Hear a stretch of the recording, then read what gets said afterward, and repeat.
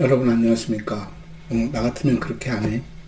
오늘 주제는 사서 교육에 대한 얘기를 해보겠습니다. 지난 봄에 문헌정보학과에서 사서 자격증을 배출하는 표현이 이상한데 문헌정보학과에서 사서 교육을 시키고 그 사서 교육을 받으면 사서 자격증을 주는 제도적 장치가 되어 있습니다. 그래서 많은 학생들이 사서 자격증 때문에 문헌정보학과 오는 경우도 있죠. 그런데 그 사서 자격증을 받는 그 교과 과정을 쳐다보면 이래도 되나 하는 의심이 들 때가 있고 걱정이 될 때가 있었습니다. 그래서 제가 봄에 도메리를 통해서 사서 자격증 제도 이대로 진행하면 안 되겠다. 단위 학과들이 그 문헌정보학과들이 교과 과정을 좀 정리할 필요가 있겠다. 진정 사서에게 필요한 교과목들로 만들어졌으면 좋겠는데 지금 우리가 너무 시류를 따라가다 보니까 굉장히 첨단 뭐 데이터 사이언스도 들어가 있고 뭐 별별 학문적 내용들이 다 들어가 있습니다. 그것이 사서 교육과 무관하지는 않지만 이제 그런 것들을 이수하다 보니까 사서들에게 꼭 필요한 기초 교육들이 많이 좀 뭐라 그럴까 제대로 진행되지 않고 있었다 그럴까요? 그런 부분이 있었습니다. 한 걸음 더 나아가서 석사 과정에 가면 학부를 졸업하지 않은 친구들이 석사 과정에 와서 사서 자격증을 받습니다. 심지어 박사 과정에서도 사서 자격증을 줍니다. 물론 사서 자격증 주는 것 자체가 잘못된 것은 아니지만 석사나 박사 과정의 교과목을 보면 많이 들어야 10과목 정도를 듣고 자격증을 받는다는 얘기죠. 10과목이 딱히 적다, 많다라고 논할 수는 없지만 그 10과목들의 교과목들이 조금 이렇게 너무 확산되어 있다라는 생각이 들어서 좀 걱정한 적이 있었습니다. 그렇다고 문헌정보학과가 사서 자격증을 포기할 수도 없는 상황이고 그래서 좀 사서 자격증 제도에 대해서 좀 검토를 하고 문헌정보학과 교과 과정을 좀 조정할 필요가 있지 않을까라는 제가 제안을 했었고 드디어 최근 들어서 그런 움직임들이 있는 것 같습니다. 문헌정보학과가 처음 이름 달린 것이 전남대학교에서부터 출발하였습니다. 1980 정확한 연도를 기억 못하는데 4년, 5년 이때 무렵인 것으로 제가 알고 있습니다. 그전엔 도서관학과였죠. 도서관학과에서 문헌정보학과로 바꾼 것이 단순히 이름이 좀 촌스럽다, 이름이 적절하지 않다 해서 바꾼 것인지 아니면 문헌정보학이라는 학문을 만들면서 도서관 학보다 훨씬 더 광범위한 영역을 다루겠다라고 만든 것인지 뭐 굳이 이 자리에서 그것을 논의할 필요는 없겠지만 많은 사람들은 문헌정보학이라는 학문 명칭을 붙이면서 도서관이라는 공간 울타리로부터 좀 넓혀나가는 보다 더 확산되어진 개념으로 문헌정보학을 받아들였고 문헌정보학이라는 학문 속에서 많은 교과목들이 새롭게 신설되었습니다. 주로 관련된 것은 IT 관련된 교과목이라든가 통계 관련된 교과목이라든가 이런 것들이 주로 이루어졌죠. 그래서 최근 들어서는 데이터 사이언스에 대한 얘기들도 심심치 않게 나오고 있고 데이터 사이언스를 가르치는 곳도 많습니다. 굉장히 고무적이고 바람직하다고 봅니다만 이제 교과목이 대학의 학점이 줄어들고 대학의 학점이 줄면서 수강할 수 있는 교과목 수가 줄고 특히 그 중에서도 복수전공이라든가 부전공 또는 교양을 빼고 나면 자기 주 전공을 들을 수 있는 교과목 숫자가 상당히 제한적입니다. 심한 곳은 12세 과목만 들어도 졸업을 할 수 있게 되어 있습니다. 많이 들어봐야 15, 뭐 20개? 근데 그 과목들 중에 굉장히 그 기초적인 부분 외에 굉장히 그 진보되어지고 좀 발전된 영역의 과목들 훨씬 더 선호되겠죠. 왜냐면 누구나 다 들어보고 싶은 과목들일 테니까. 그래서 아이들의 그런 욕구도 반영할 필요가 있는 것이고 기초적인 교육도 시켜줄 필요가 있지 않겠는가라는 얘기를 하는 것입니다. 물론 그렇다고 가장 기초적인 과목들만 들어라 할 수는 없는 것이 도서관도 상당히 변했습니다. 우리가 해방되어지고 57년도에 도서관학과가 생겨나고 지금 벌써 60년, 70년 되어가는 상황에서 교과목도 많이 바뀌었지만 현장도 많이 변했습니다. 그래서 사서들에게 요구되어지는 기초 과목들도 상당히 넓어졌겠죠.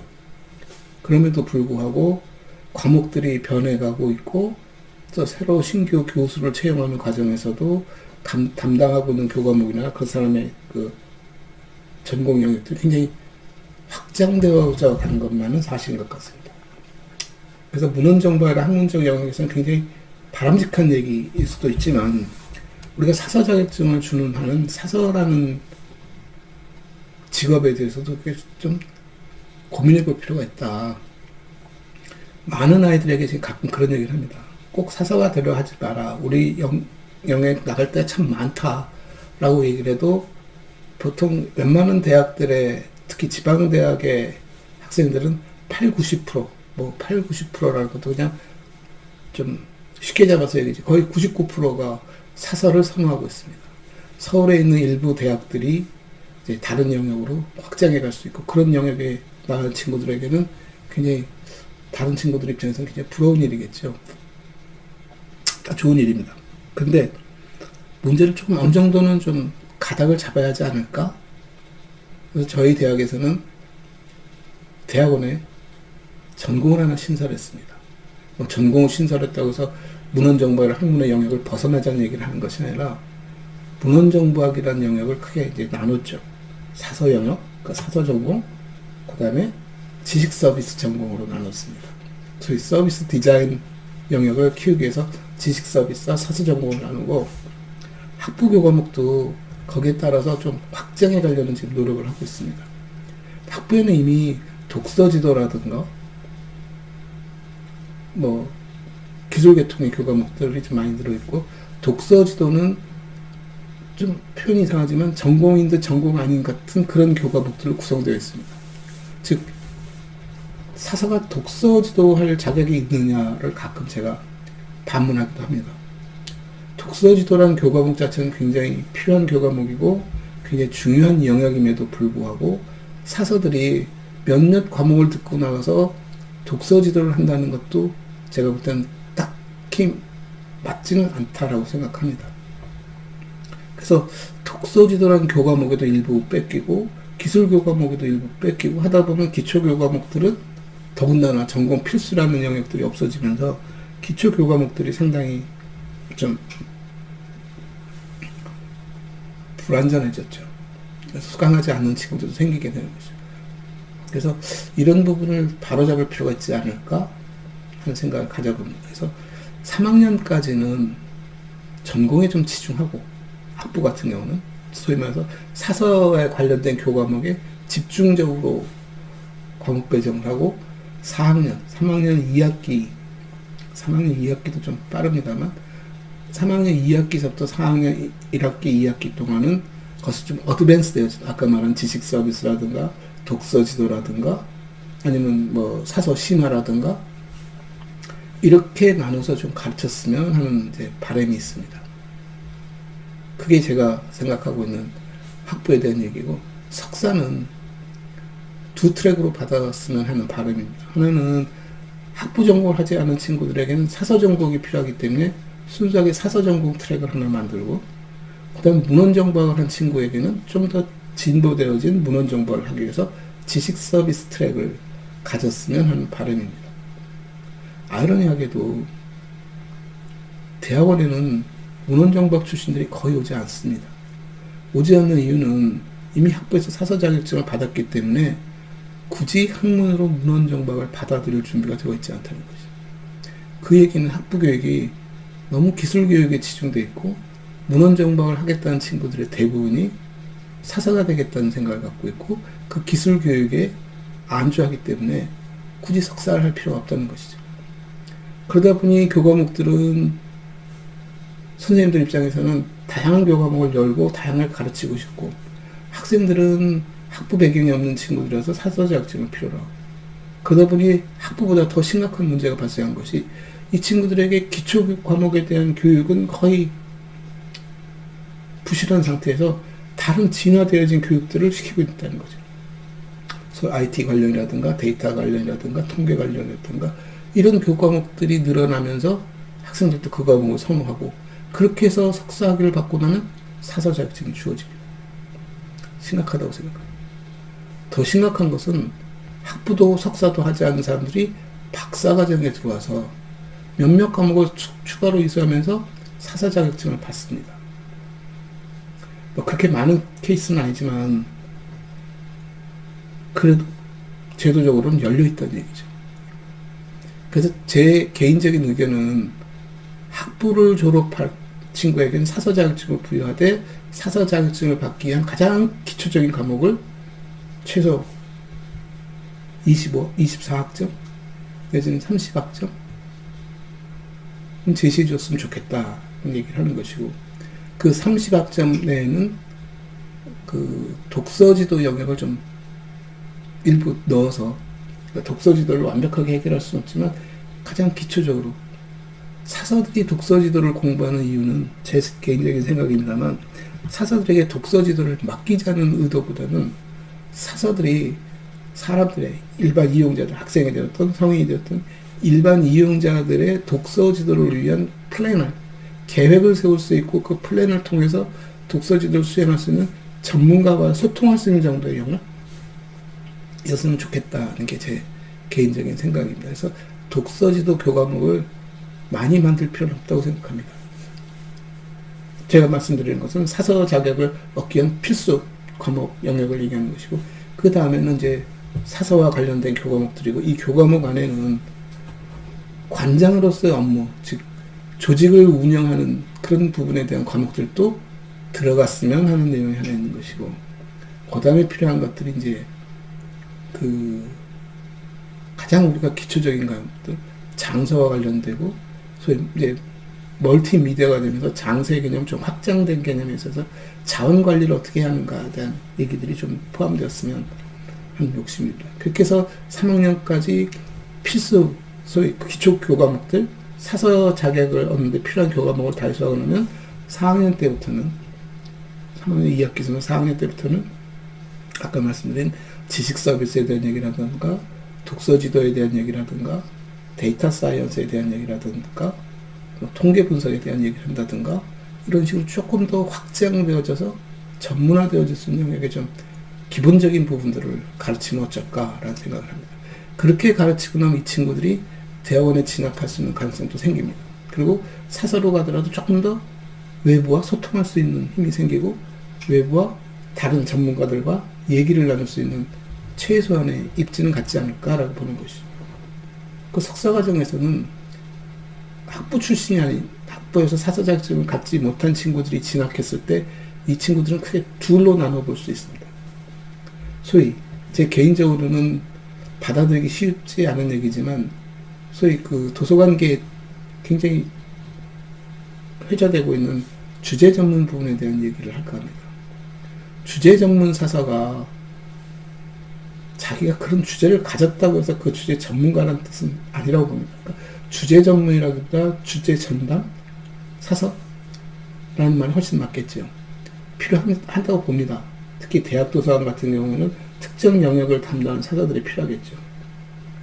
근데 조직 운영상 사서 과장들은 사서들을 한 부서에 한 자리에 오래 두려고 하지 않습니다.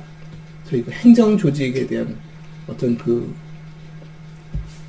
습관들이 남아서 그런지 자꾸 직원들을 순환시키려고 하고 있고, 그 순환을 통해서 뭐 표현은 전문성을 강화시키고 다양한 경험을 쌓게 하겠다라는 얘기지만, 일단 사서는 전문직입니다. 전문직일 뿐만 아니라 대학을 졸업해서 받는 약간 수준 높은 전문직이고, 그네들에게는 그런 클러리컬 행정 업무들을 다양하게 다루기보다는 특정 영역에서 행정 업무를 좀 더 심화시키는 것이 훨씬 더 필요하다고 생각합니다. 그래서 대학 도서관이나 연구 도서관 등에서는 그런 주제 배경을 가진 사서들이 굉장히 유리할 수도 있습니다. 그럼에도 불구하고 자꾸 사서를 순환시켜버리면 어느 정도의 역량과 소양을 가진 친구들조차도 제대로 살아가기 쉽지 않다는 얘기죠.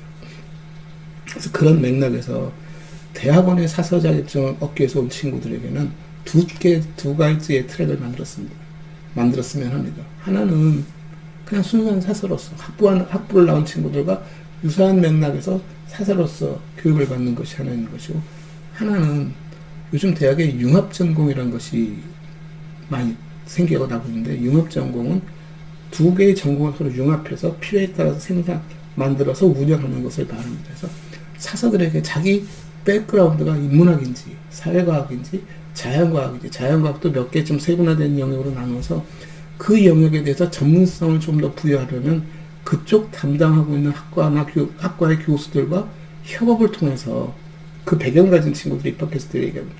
본인이 원한다면 그래서 융합 전공으로 내보냈으면 하는 바람이다. 보통 주제 전문 운운하면은 학부에서 배경을 갖고 어떤 특정 주제 배경을 갖고 대학원에 와서 사서 자격증을 따본 주제 배경이 있다라고 말하지만 그건 좀 지나친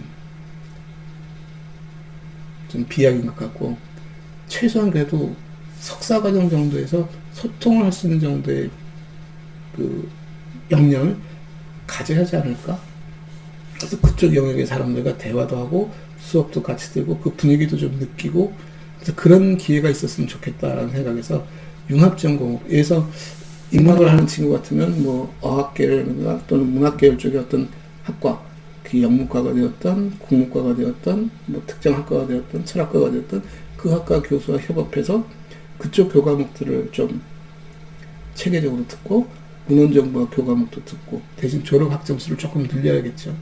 그렇게 해서 학위는 문헌정보학 학위를 주는, 그래서 그런 융합전공의 학위를 주는 트랙과 순수하게 문헌정보학을 해서 그냥 일반 사자 자격증을 받는 트랙, 그렇게 두 개의 트랙을 했으면 좋겠고, 문헌정보학 배경을 가진 친구들에게는 아까 말한 지식 서비스라는 영역으로 성장시켰으면 좋겠다.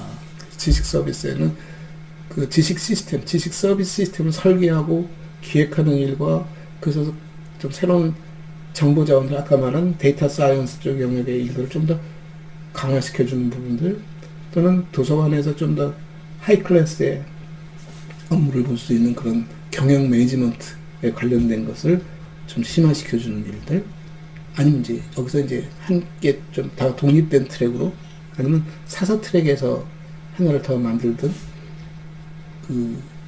이게 이제 사서 자격증이 필요한 영역이기 때문에 이 지식 서비스 영역에서 한 트랙은 이제 독서 전문 지도, 그러니까 독서 지도 전문가를 양성하는 트랙, 이런 것들을 만들어주면 보다 더 현명하게 현장에서 일을 할 수 있고, 도서관이라는 영역도 발전할 수 있고, 도서관과 일반 사회가 소통하는데 훨씬 더 수월해지고, 일반 영역에서도 사서의 요구들이 더 늘어날 수 있지 않을까라고 보는 거죠.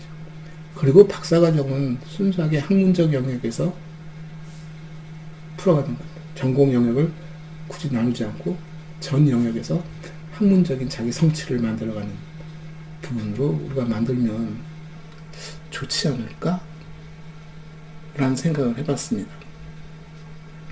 뭐 그닥 중요한 내용은 아니지만, 뭐 앞으로 우리가 사서 자격에 대한, 사서 자격에 필요한 교육 프로그램에 대한 생각들을 나누겠다고 하니 갑자기 생각이 들어서 한번 만들어 봤습니다. 감사합니다.